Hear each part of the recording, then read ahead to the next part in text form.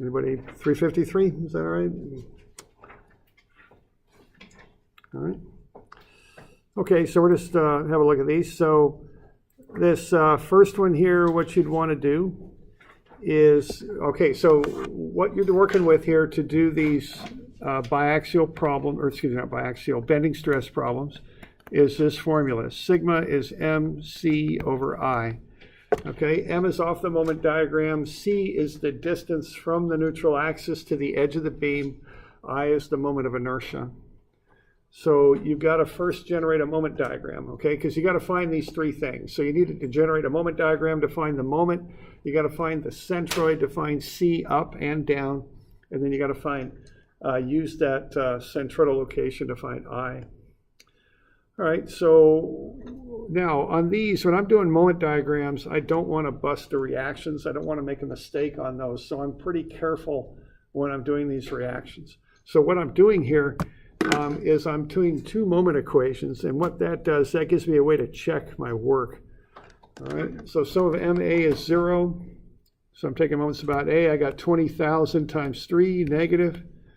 I've got plus 6 RC, 3 and 3 make 6 RC, and then I've got minus 8,000 times 3, 3 and 3 make 9. Okay, I can solve for RC, that's 22,000. And then I did a moment about C, just to have another run at this. And what I got minus 6 RA, because I don't know RA yet. I've got 20,000 times 3 counterclockwise, so that's positive. And then I've got 8,000 times 3 coming the other way clockwise, so that's negative. And that gets me RA is 6,000. Okay, so those are two kind of independent equations to get those two reactions. Then I use sum of Fy as a check. Okay.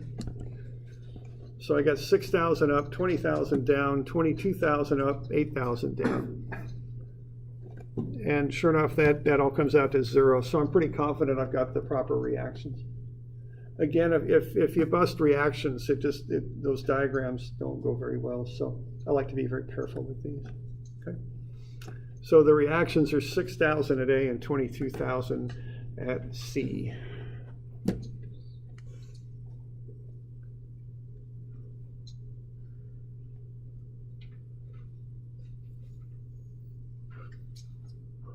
All right, so that's all the forces on the beam. Those are the applied forces and the reactions. So once I have that, what I can do is I can draw up shear and moment diagrams. Okay?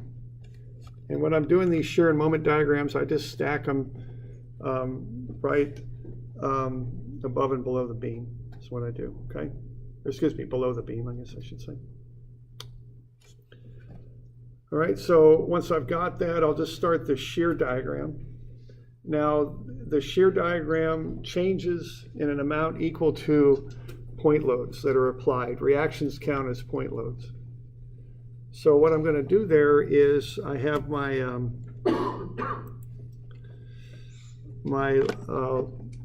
load diagram there for the beam, and from that I can start to generate a shear diagram. So I'll start at 0, I'll kick up by 6,000. Nothing will change till I hit B, then I'll go down 20,000. Okay, that'll get me from 6,000 down to negative 14,000. Then nothing will change as I work my way over, and then I'll have 14,000. I'm at negative 14,000. I'll go up by 22,000. That'll get me up to 8,000. Okay, then I hold at 8,000. Then I've got 8,000 down, which pushes me down to 0. So there's the shear diagram. As these diagrams should, it ends at 0. These things should always close to 0. If they don't, you've got a problem there. And if they don't, and you're pretty sure that you did the proper stuff, maybe your reactions were bad to start with. You know, that's something that will happen if you have reactions that aren't correct when you start. All right. So now I've got a shear diagram. I've got blocks on there, rectangular blocks. I find the areas of them.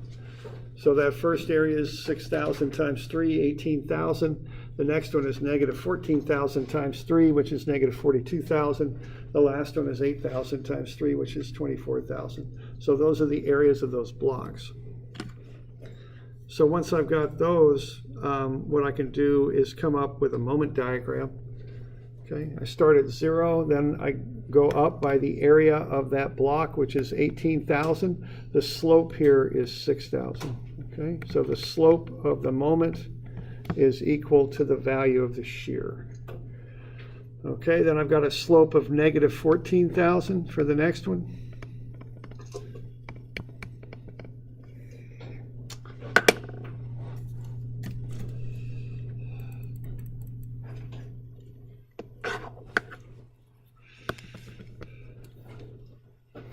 And then the last slope will be 8,000. So this slope here is negative 14,000. And then this last slope here is 8,000. So they're straight lines because they've got constant slopes. And the change in moment is equal to the area under the shear diagram. So I go from 0 up to 18,000 corresponding to this area. Then I'm at 18,000 and I drop by 42,000. So that gets me down to negative 24,000. And then I come up by 24,000, which is this area, and that closes me back to 0, which it should. Okay. Now, I've got pound-feet for the moments. I want to get them into pound-inches because when I start using that equation, MC over I, C and I are going to be in inches. So I want to be sure my moment units match. So I get that into pound-inches, just multiply by 12. All right. Now, another thing here that's happening with this one is the beam is kind of acting, it's not a straightforward beam configuration there. It's going to bow down at B, okay, and that's shown by that positive moment because a positive moment bends the beam down, and you know, the silly way to remember that is it makes it smile. A negative moment bends the beam like that, kind of bows it up. All right. So what that means is when we start looking at B and at C, the location of the tension and compression change. At B, tension's on the bottom. That's where it's stretching. Compression's on the top. At C, it's the other way around. Compression's on the bottom. Tension's on the top. So you have to pay attention to that one, okay? That's going to affect some stuff on this. So you want to be aware of what's going on there, okay? So what we found here is we've got maximum moments, a positive one and a negative one. So here are the maximum moments we're going to be using. We're going to be a little careful of that though, because our C and T, our tension and compression switch. So I'm going to keep, kind of keep both of those values in mind when I calculate out these the maximum bending stress. Okay. So we okay with that? All right. Next thing is to figure out where the centroid's at. Divide it up into two pieces. A top one, which is 3 and a half makes 7. 2 more make 9, which and a height of 2. So the area that's 18. The bottom one is 2 by 6, which is 12. Okay. So I got the first area is 18. The second area is 12. Then I want to find the distance from the base of the beam up to the centroid of each one of those shapes. So half of 6 gets me 3. That's the bottom one. From the bottom, I got to come up 6 and then half of 2. So 6 plus 2 over 2 is 6 plus 1. That's 7. Okay. So now I can take 18 times 7 and 12 times 3 and get these AY bar values over here on the right. Okay. And then once I've got those, I add them up and get the total. And then I add up my total area as well and get the total area. So I'm going to take that 162 inches cubed and I'm going to divide it by 30 inches squared, and that's going to give me 5.4 inches. So that's where the centroid of that T-beam is, and that's where the neutral axis is at, right there. And I'm just going to take a look at it and go, does that make sense? Is that about where that centroid ought to be? And that looks reasonable, okay? So I always want to give it that common sense check. All right, so this is where the neutral axis is. Right there. Okay. Now I'm going to find the moment of inertia of that T-beam about that neutral axis. So that's going to be that transfer axis stuff. So I'm going to get I is I bar plus AD squared.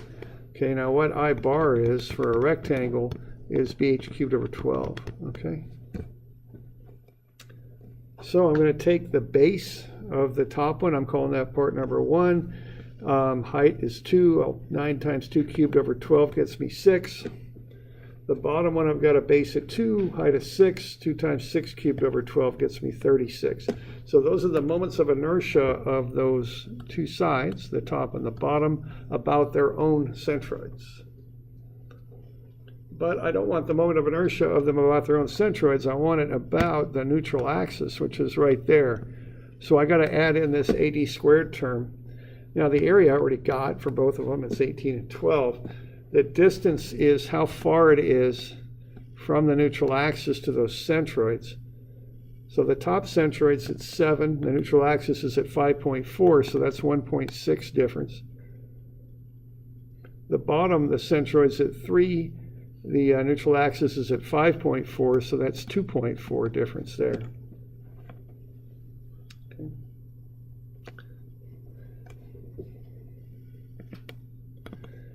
So there you go. Okay. So those are the offset distances. I keep the signs on these because there is something called product of inertia where the sign matters, but really on moment of inertia it doesn't because you always square the distance anyway. It'll just go away. So we get the area times the offset distance squared and get the AD squared term. And then we take 6, in this case, plus 46.08, and we get 52.08, and we take 36 plus 69.12, and we get 105.12. And then we add those two together, and we get the total moment of inertia for that T-beam. It's 157.2. All right. So that's all the stuff you need to figure up these bending stresses, normal stress. Okay, we got to do the moment diagram to find the maximum moment, and we got to find the centroid to find C, and then we've got to calculate the moment of inertia about that neutral axis, which is where the centroid is, and that's I. So those are, we have enough information now to fill in that formula MC over I. Okay. So yeah. This I in this case would replace the IFP we've been using in shear. We've been using that IP for torsion. Oh, okay. You know, and actually, I guess that's true. I mean, you know, there are all these analogies you can draw. I mean, when you're doing torsion, what do? You go tau is TR over I, right? And here we're doing sigma is M, which replaces torsion. Torsion is a kind of moment. And then instead of R is the distance from the center of the shaft out to the edge. And that's, we're now calling that C. And now instead of doing a polar moment of inertia, we're just doing a straight one. So yeah, they're analogous equations for sure. Okay. Okay. All right. All right, now the last bit on this one gets a little bit more complicated because we've got that thing going on there where we've got different sides where we've got tension and compression, okay? So, do that. All right, so I've got all the information collected here. Now I guess, let's see, this sketch is getting kind of complicated, so why don't I do it here? What we found out was that our neutral axis is at 5.4. Okay, that's where the neutral axis is.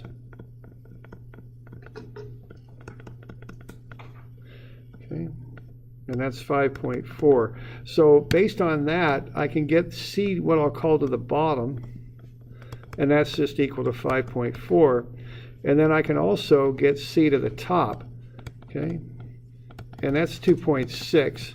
And what 2.6 is the total height of 8 minus the 5.4, okay? Now those are the C values. Notice they're different, one to the top, one to the bottom.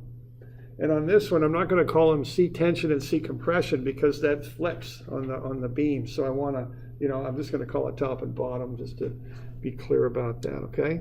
So those are my C values.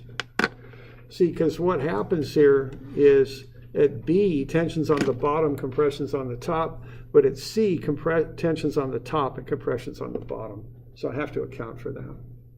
And that's going to be a pretty big deal on this one because we got quite a difference between these values of C.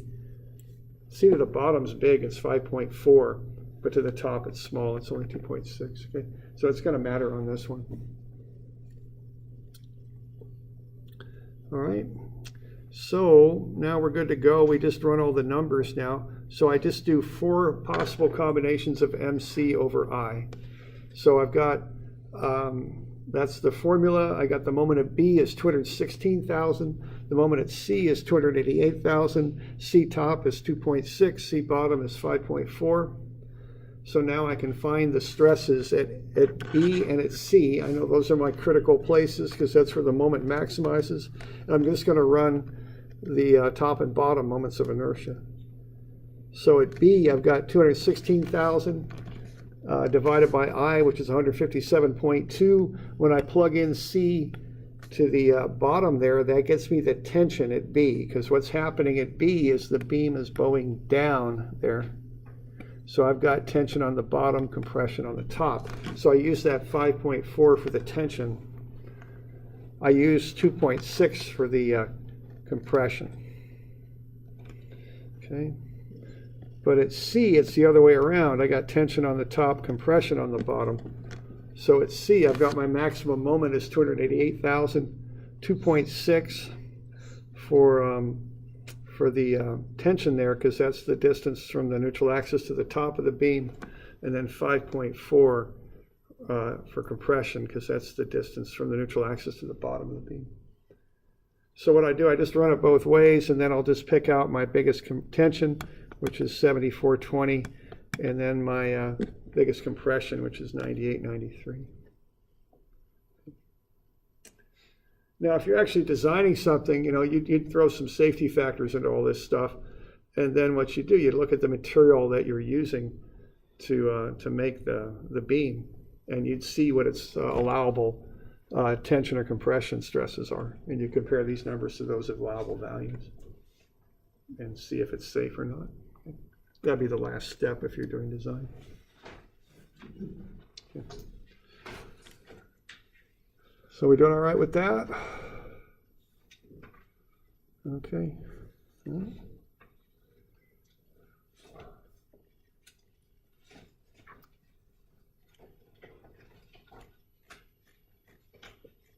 All right. Now the shear one, again, they're quite similar. I could just, I guess I could just do 361 because I've got it right here. Okay, we're good with that. So 361 there, we got tau, which is the shear stress, is VQ over IT. So once again, we got to find those things, okay?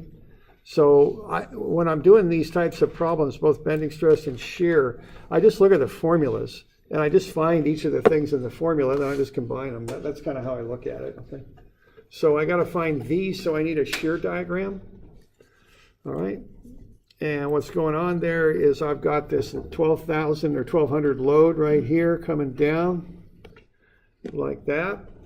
Okay, and I can find the reactions. You know, you can go ahead and do that. You'll get 2,800 on the left and 3,200 on the right. Okay. And then what I'm doing there, I'm going to find the areas to the left and right of that load, because I know that load is going to cause a jump in the shear diagram. So I want those areas either side of it. So we got 800 times 2 and 2 makes 4. That's 3,200, but that's negative. Remember those arrows point down? The area to the right is 800 times 2. That's negative 1,600. Okay. So what I'm going to do then, I'm going to start at 0. I'm going to jump up by 2,800. Then I'm going to come down by 3,200. So that will get me to negative 400. So that negative 400 is 2,800 minus the area of 3,200. So the reaction of 2,800 minus the 3,200. Then I've got this downward force of 1,200. That'll take me down to negative 1,600. Then I'll change again by this area right here, negative 1,600. That'll get me down to negative 3,200. And then my reaction will push me back up to 0, so that's a good check on that. Okay. Now I want to do two things on this problem. I want to find the shear stress at point B, 1, 2, 3, 4, and 5. And I want to find the maximum shear stress for the beam. So my formula for the general shear is VQ over IT. So I'm going to want to find the shear at point B. Okay, so what that is, I'm up here at 2800, and I'm going to drop by this value of the load, which is the slope of the shear diagram. So that's 800, and I'm going 2 meters over. So I've got a slope of 800 and a run at 2 meters. So I'm at 2800 minus the 800 times the 2. That's slope times distance, which gets me delta y. So I'm at 2800. I drop by 1600, and that gets me to 1200. That's the value of shear at point B. Okay. Now also for the tau max formula, I want Vmax, and I've got that over here. It's 3200. Okay. And there are the reactions down below, working through those. I did the same sort of thing where I did moments about A and about B and C, and then did a sum of forces to check. All right.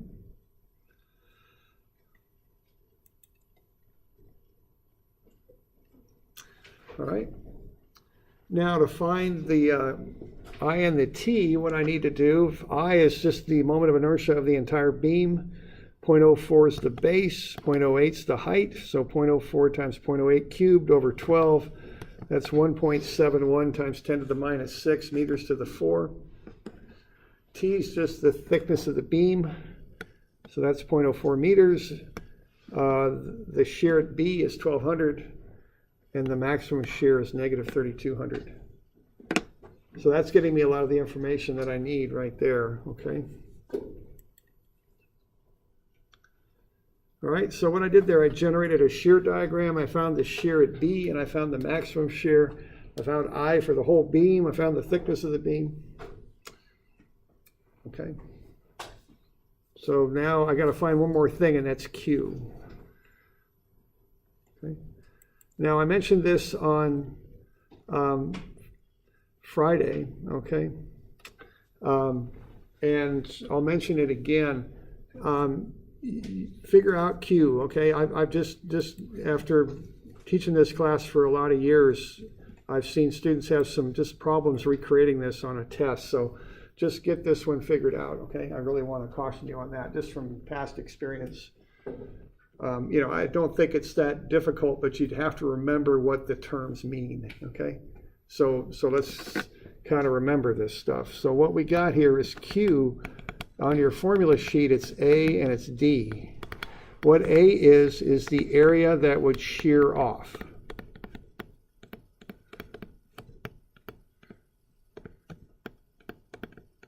What D is the distance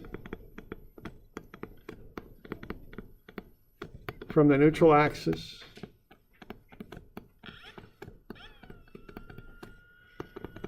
to the area that would shear off, or centroid, to the centroid of the area that would shear off.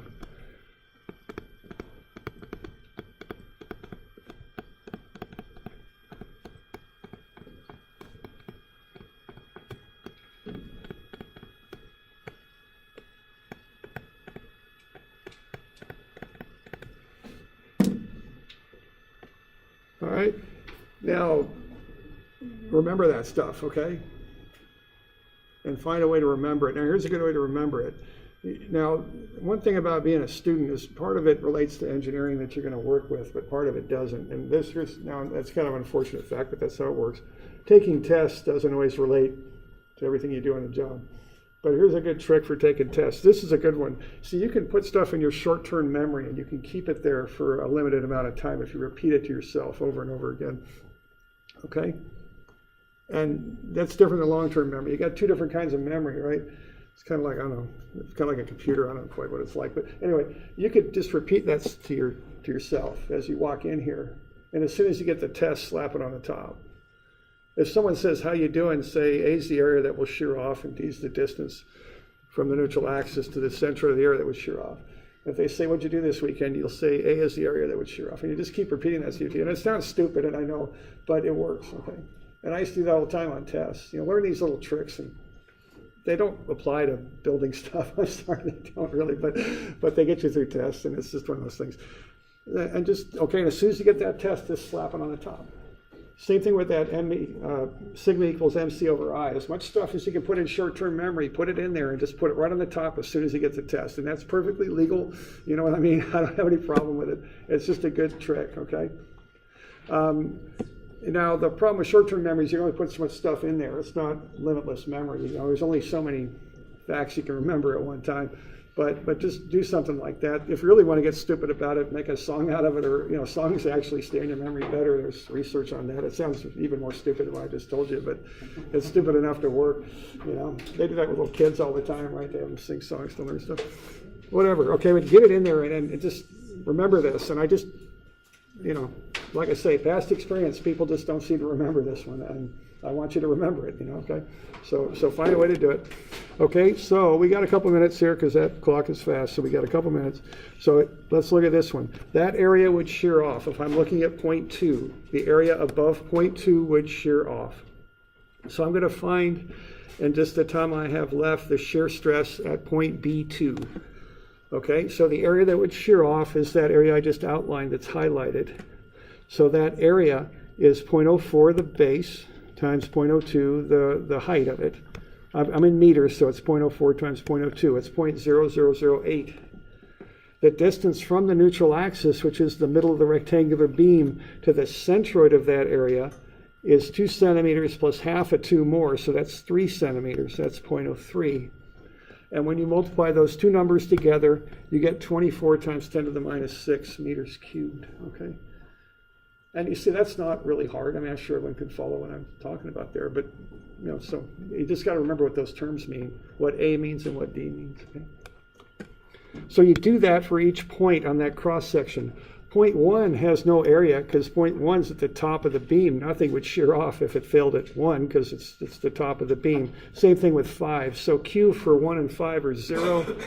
Q for 2 and 4 are the 24 times 10 to the minus 6. And then Q for 3 is, when you work it out, is 32 times 10 to the minus 6. And then you just plug it into the formula, and you can find the shear stress at each one of those points. VQ I over IT. Okay? All right, and then if you need tau max, it's just 3 times V max over 2 times the area of the entire beam now. So this A is not the same as the A above. This is the area of the entire beam, whereas the A and Q up here is the area that would shear off. So there are different definitions for the same letter, unfortunately. Okay? All right, so there we go.